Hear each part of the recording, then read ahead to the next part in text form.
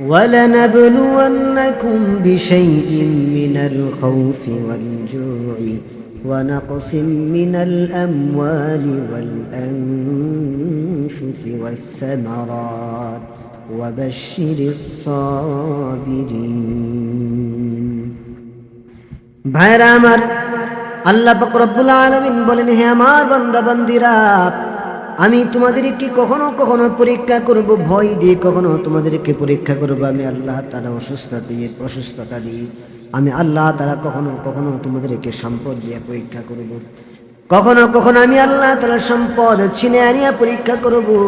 ও আমার বান্দা বান্দীরা, যারা পরীক্ষায় ধৈর্য ধারণ করতে পারবে, সবর করতে পারবে, আল্লাহ তাআলা বলেন, ইন্নাল্লাহা মা'আস সাবিরিন, আমি আল্লাহ ওই বান্দার সাথে আছি। ওয়াবাশশিরিস সাবিরিন, এবং সাবিরিনদের জন্য সুসংবাদ, সাবিরিনদের জন্য, ধৈর্যশীলদের জন্য হলো সুসংবাদ। কাজে ভাইয়ারা আমার, বিপদ আপদ মুসিবত বালা মুসিবত যদি আসুক না কেন, আমরা সদা সর্বদা ধৈর্য ধারণ করব। অসুস্থ হলে আমরা নাশুকরি আদায় করি। আল্লাহ তাআলা বলেন, নবী করিম সাল্লাল্লাহু আলাইহি ওয়াসাল্লাম বলেন, তিনটা রোগ হলে বুঝবেন আপনি জান্নাতি। এই তিনটা রোগ হলে বুঝবেন আল্লাহ তাআলা আপনাকে খুব ভালোবাসে। আপনাকে আল্লাহ পাক রব্বুল আলামিন অবশ্যই জান্নাতের মেহমান হিসেবে কবুল করবে। তিনটি রোগ হলে বুঝবেন আপনি জান্নাতি। তিনটি রোগ হলে বুঝবেন আল্লাহ তাআলা আপনাকে অত্যন্ত মুহাব্বত করেন, আল্লাহ তাআলা আপনাকে অত্যন্ত ভালোবাসেন। তো ভাইরা আমার, প্রথমত রোগই হচ্ছে একটা নিয়ামত। অসুস্থতা হলে আমরা না শুকরিয়া আদায় করি, অসুস্থতা হলে আমরা শুকরিয়া আদায় করি না, বরং আল্লাহ তাআলা অসুস্থ বান্দার দিকে তাকায় থাকেন। অসুস্থ বান্দা যখন অসুস্থতার কারণে আহ আহ শব্দ করে, আল্লাহ তাআলা বলেন, এই বান্দা অসুস্থতার কারণে শব্দ করতেছে, এই বান্দার আমল নামায় প্রত্যেকটা শব্দের কারণে, প্রত্যেকটা উফের বিনিময় এই বান্দার আমল নামায় লা ইলাহা ইল্লাল্লাহ তিলাওয়াতের সব লিখে দাও। এইভাবে অসুস্থতা মানে নিয়ামত। আল্লাহ তাআলা তার পছন্দের বান্দাদেরকে বেশি বেশি অসুস্থতা দিয়ে থাকেন। যেমন অসুস্থতা দিয়েছেন আইয়ুব আলাইহিস সালাম, কি দীর্ঘ বছর অসুস্থ ছিলেন। তার এলাকাবাসী তাকে ছেড়ে চলে গেছে, তার স্ত্রীরা পর্যন্ত তাকে ছেড়ে চলে গেছে। তার শরীর থেকে দুর্গন্ধ, তার শরীরের মধ্যে পোকা ধরে গেছে।